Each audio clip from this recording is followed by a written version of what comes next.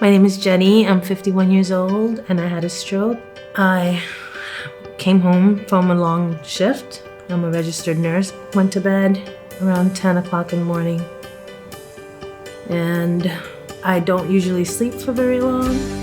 My daughter came in the room around 6 p.m. She noticed that I wasn't acting right. My daughter called up and said, "Dad, there's something wrong with Mom." I told my daughter Olivia, put her on speakerphone. She sounded she was impaired in some way. And I said, "Don't play any games with this, call 911. Timing is everything. From the time the EMT noticed what it was, they called Memorial. They knew where to take me. The hospital was already waiting for me. They rushed me into the room. I looked at her. She wasn't moving.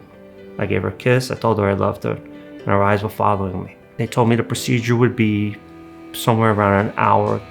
I am okay because they just removed the clot.